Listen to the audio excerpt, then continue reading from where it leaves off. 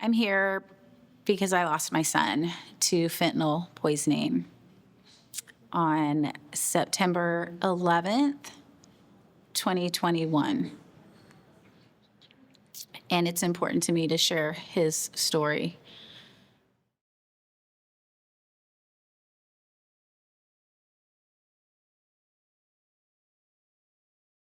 My son was pretty tough.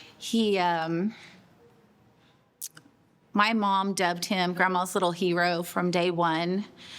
There were complications when I was in labor. He had a bowel movement, had the umbilical cord wrapped around his neck. They had life flight on standby, expecting to have to transport him to Children's Hospital up in KC, Kansas City. And once he was finally born, there was a moment of silence followed by screaming, an ear-piercing screaming. And I knew right then and there that he was going to be okay. He was going to be fine.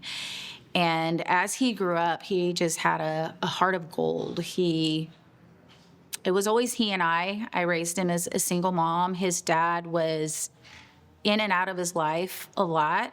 And Tyler always longed for a relationship with his dad and family. He grew up with lots of cousins. His cousins were always close by. My siblings and I are really close. So he had a big family network, but his friends, he had some close friends. He was very intuitive. He was Mr. Fix-It.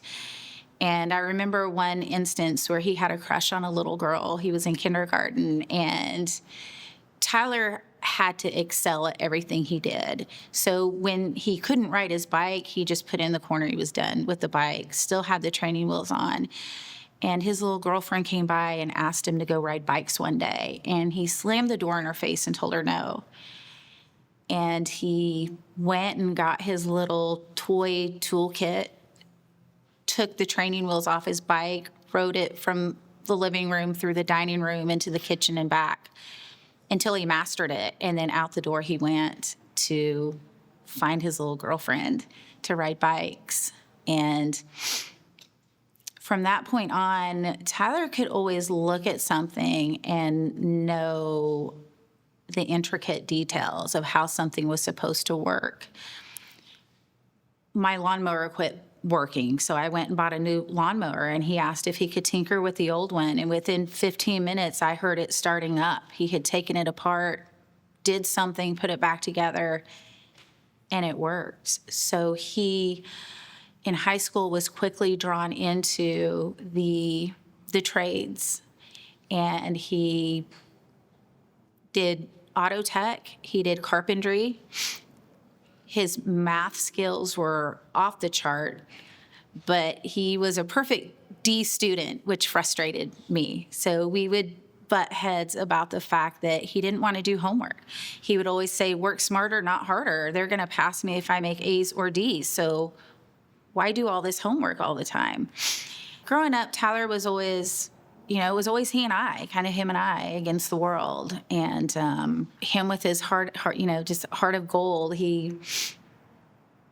His friends nicknamed him after a country music band because they thought he resembled the lead singer. My family lovingly referred to him as either Sasquatch or Yeti because he was just a big, beefy guy at 6'2", 220 pounds, but just had the heart of gold, just like a big teddy bear that just loved everybody, to include his dad and his siblings. The first time I was aware of my son being introduced to drugs, he was 3 years old. And I worked days, and his father worked nights. So Dad would come home from work as I was leaving for work, and I left for work one morning and had forgotten something. So I turned around and headed back home, and when I entered the kitchen, my son was at the counter eating cereal and milk, and his dad was sitting right next to him, rolling a joint and smoking weed and blowing it in my son's face. That was about the time that that relationship was over. I knew his dad had a history of drug use. I just was naive and thought that it wouldn't spill over to my son. His dad had met another woman with several, I think 4 or 5 kids, and I knew that both had a history of drugs, but Dad was never around. Once I separated from him, Dad just wouldn't show up, wouldn't call, wouldn't respond. And then on the rare occasions that he did, the story my son was always told was, well, Daddy was in a car wreck. Daddy was in the hospital, when in reality, Daddy was in jail. But my son, that ever-growing heart, was, I need to take care of Dad. I'm worried about Dad. And there was one stretch of time that Dad didn't show up for about 7 years. When my son graduated high school, I reached out to his dad and the family, Dad's family, and invited them to my son's graduation. My son always wanted his dad to be a part of his life. And my thinking was, I will let my son decide for himself what role his dad plays, that it wasn't really for me to decide. So Dad showed up for graduation, and they started building a relationship. Again, Dad's trade was in plumbing. So Dad and my son decided to go to, I think it was out in North Dakota is where they ended up, from Kansas to North Dakota, and worked together for a plumbing company. My son apprenticed under his dad for a few years to learn the plumbing trade and made it as far as journeyman plumber. And then something happened. Dad got fired, and my son returned home as I was in the process of moving from Kansas to Florida. And it was at that point that I learned that during that year or so, his dad had introduced him to drugs beyond marijuana. And that was hard as a mom. And he came home, my son didn't want any part of that lifestyle. And he sobered up and ultimately ended up moving to Florida with me, where he built a new life. He was pursuing joining the military. So he had been talking to several of the different recruiters at that time. He ended up becoming a corrections officer with the state of Florida. So he worked as a corrections officer here in Florida. He met a young woman, lived with her. She had a 5-year-old at the time. So I got to watch him kind of be a dad in his own right. And that all ended in May of 2021 when the two of them split up. My son hated everything there was about Florida. He, those Sasquatch and Yeti roots, he loved his steel-toed boots and his blue jeans and his flannel shirts and his big bushy beard. And he wanted to go back somewhere north where he could continue his work in the trades. And there wasn't the humidity and the sand. He'd come and say, Mom, look, I haven't even been to the beach. And he'd shake out his beard, and sand would just fall from his beard. So in May of 2021, I helped him find a place up in Missouri and packed up. He left a lot of stuff behind. He drove this teeny tiny little bright orange Ford Fiesta. He packed what he could into that little Ford Fiesta and took off north. He was excited to reconnect with his dad who lived in that area and his step siblings. He actually had a half sister that he adored, 10 or 12 years younger than he was. He was excited to potentially get back into the trades. And he found a job. He was excited to potentially get back into the trades. I remember him calling me so excited because he found a job as a service technician with a local plumbing company. And it was, everything about that job was just a phenomenal fit. Almost immediately after relocating there, my son was communicating with one of the boys he grew up with. And they made plans to meet up on Friday, September the 10th. I and my son spoke almost daily, text messages or phone calls, Facebook messages. And I sent a message to my son that night, the night of the 10th. He was due to spend his birthday weekend with my mom and dad in Kansas. And I sent some messages to him that Friday night, and he responded, just short messages back, because 20-year-olds are always so busy. And the next morning, I gotten up, went through my morning routine, and I get a Facebook message from Tyler's dad's ex-girlfriend. And she says, "Please call me, it's Tyler," and left a message. And my first thought went to, oh, he's broken another phone or he's lost his phone. And then all of a sudden my stomach just dropped because I knew he wasn't supposed to be anywhere near them. He was supposed to be at my mom and dad's. And that was at 10:48 a.m., the morning the 11th. And I phoned her, and she was stuttering and stammering through, just kept saying, it's Tyler, it's Tyler. I don't know how to say this, it's Tyler. And I knew, I knew what she was going to tell me before she even said it. And she told me that he had been found deceased of a drug overdose. She went on to say that I knew he always had problems with drugs. I knew he was a meth addict. I knew this was going to happen.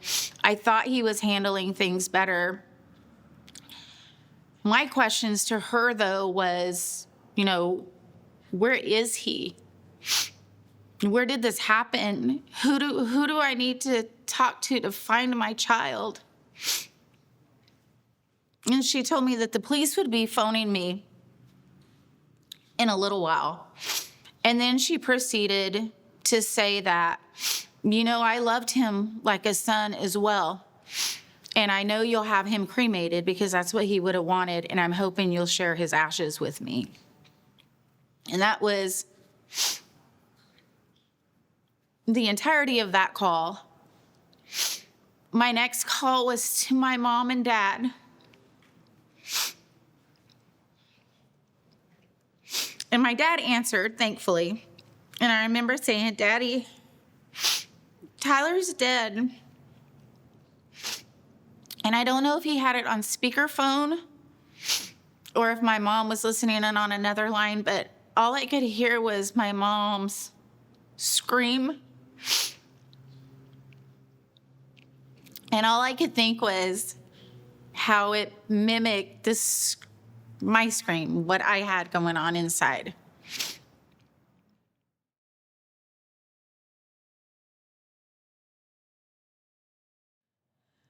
It was later that afternoon when the detective called me from the Waynesville, Missouri Police Department. And he told me that they had responded to a call. They found my son deceased of a drug overdose. Gave his condolences and let me know he would follow up.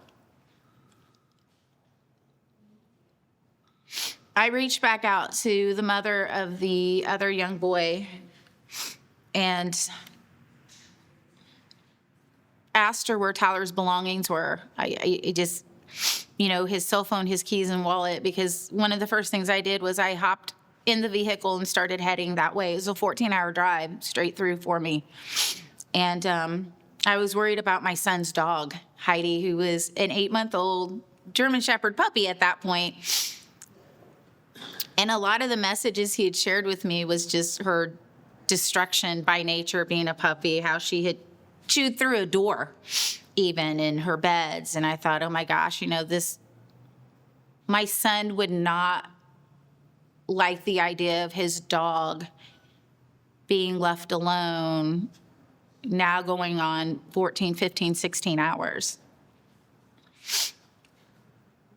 So I had asked the other woman if she could pick up the dog, and then ask her if she could get my son's cell phone, keys, and wallet and bring those to me. And she said that she would. She ended up leaving. She picked up the dog, then she ended up taking the dog back. I told her it'd be about 4 a.m. when we got to my son's apartment. So she made sure the dog was watered and fed and pottied, and took the dog and my son's belongings back to his apartment and left things there with a key under the mat for me. And when I arrived, one of the first things I noticed was his cell phone had been factory reset, which, I charged it and I wanted to power it on, because at that point I was already kind of looking for some answers. And I was hoping that there would be pictures of my son on the phone. As a parent, you get that child that doesn't want to take those pictures. They're always throwing their hands up in front of or they don't want their picture taken. So I thought, well, hopefully my son has some pictures on here. And his phone was factory reset. Car keys were missing from his key ring. And his wallet was stripped of everything except for his ID and Social Security card. I get on my son's computer and it asked for a PIN number to log in, and I put in my PIN number. And it was always kind of our little joke, because he always used my password for all of his stuff and my PIN number, which was his date of birth, on all of his stuff. So I had no trouble getting into his computer. And I immediately noticed text messages from the other boy to my son. Messages saying, hey, I'm going to go meet with a guy. I'm going to pick up some stuff. Are you interested? Do you want to split it with me? I'm going to go see a dealer. I'm going to, get some of this. And my son, 9 times out of 10, would respond, no, man, no thanks, not interested, don't have the money. There were a couple instances where my son responded by asking for weed, for marijuana, for dabs. And there was even Cash App transaction where my son had sent $130 the night before to this other young man and had talked about picking up some weed that night. I will never know exactly what happened the night of September 10th. I've got fragments that I can put together. I've got the other boy's story. I have Google Maps, so I know what time my son left his house and arrived. I have my son's bank statements. I have friends who have reached out to me were my son's close friends saying, yeah, I was talking to Tyler that night, and he was saying how he was too messed up to drive. He didn't intend to spend the night at his friend's house, but for some reason, all they did was smoke weed, but he's too messed up to drive. They told me they couldn't investigate because of a Good Samaritan law out of Missouri, that if you're with someone and they overdose and you make a good faith effort by calling 911 or providing CPR, that they will not hold you accountable for any drugs you might have in possession. My question to the police was, where is that good faith effort? The coroner determined my son had been dead for about 6 hours. The other kid said that he heard my son's alarm going off, and he went in the bedroom to silence my son's alarm and said, hey, man, get up, when he noticed that my son wasn't moving and didn't look right.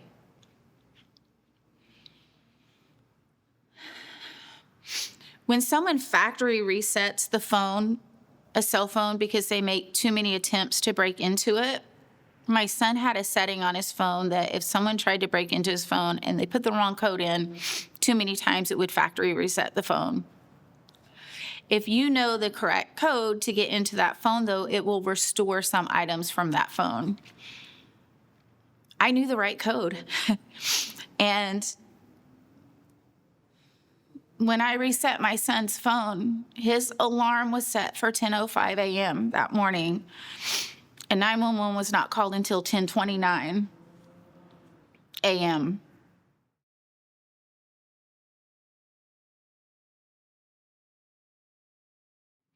It was the Waynesville Police Department. And I remember calling the detective and that Monday morning and letting him know that, hey, I have found these Facebook messages between my son and this other boy. And his response was, okay. And I said, no, I really think you need to see these. I think they implicate this other boy as a drug dealer. And his response was, well, you can send them to me. I'll put them in his file. I'll put them with the file. I called and said, is it not suspicious that this other kid factory reset my son's phone? And the detective said, well, when I responded, I picked up your son's phone and saw that there was a code on there. I tried to get into the phone and I couldn't. So he just left all my son's belongings on the scene. I called that police detective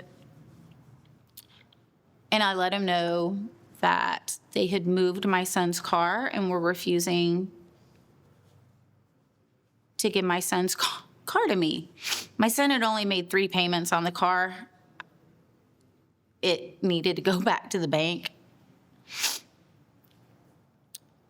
The police had to get involved in order for me to obtain the car back. Sometimes I think they worked harder on that than they did the death investigation. They assured me that they were going to interview the other 2 kids from the home. And the day of the interview with the other young man was the same day and time that I was sitting at the funeral home making arrangements for my son. You see, his birthday was going to be September 15th, and since he passed on the 11th, it just seemed right to have his funeral, his celebration of life, on his birthday. And I remember having a phone conversation with my son's dad and saying, we need to meet at the funeral home. We need to make these arrangements. Dad didn't show up. Dad was at the police department defending the other young man.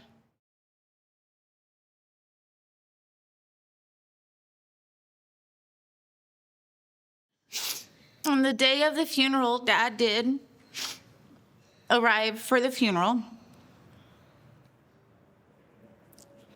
Dad decided that it was his right. He let the funeral home know that he wanted half of the cremains or half of the ashes.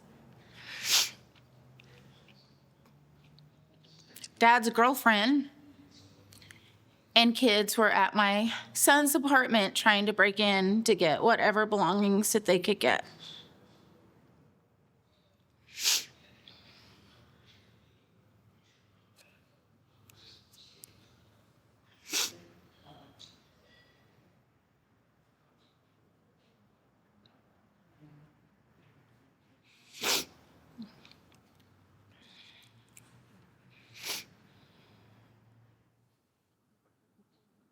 There's nothing else happening, right? No. No. In fact, Missouri has an online database called the Missouri CaseNet where you can track offenders. And this other young man has been indicted on 4 felony drug counts, completely separate from the death of my son. 2 years after the death of my son, the police responded to this young man's home again on a call of an unresponsive female. This other young man's girlfriend overdosed in the same house that my son died in. Just this morning, that young man was due in court on his 4 felony drug counts. He previously hadn't shown up, so there were warrants out for his arrest. So he was asking the court, he turned himself in and asked the courts to withdraw his warrants, and they approved it. So he is still doing what he's doing.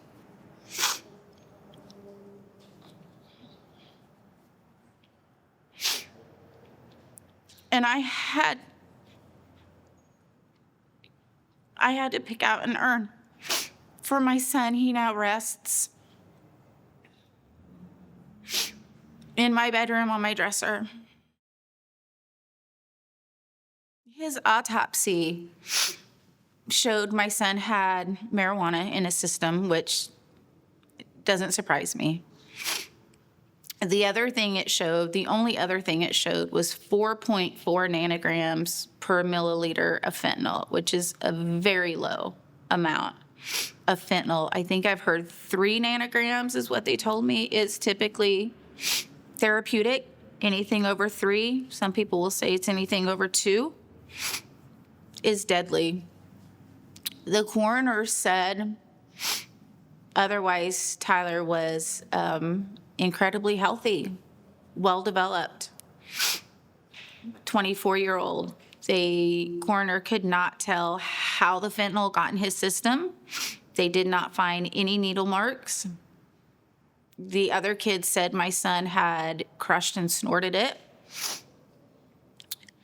The gentleman that did the autopsy said there's just no way to know that. And I know from talking to friends and families that that is not anything that he would have knowingly ingested or done. To me, the most important piece, because I work in substance abuse recovery myself,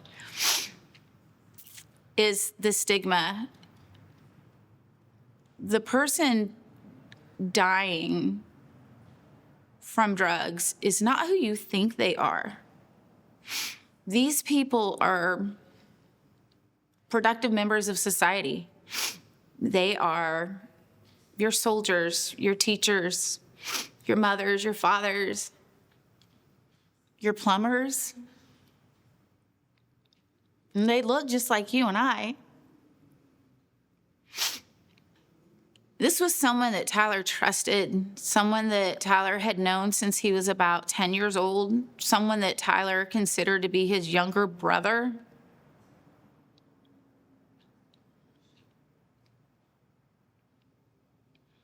And there's no coming back. There's no justice.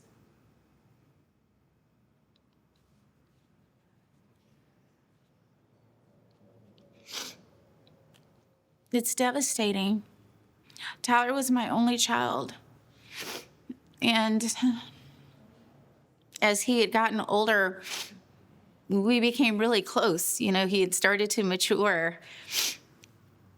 And we traveled together. And I'd ask him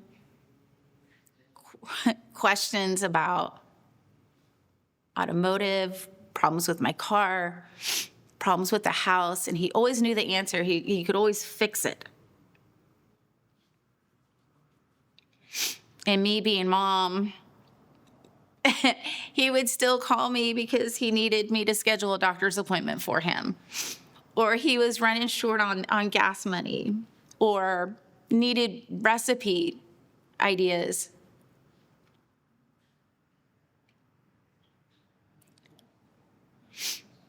You know, as a mom, you always want to take care of your child and rescue them, so to speak. And that's the hardest part for me, this one bad choice, one bad decision.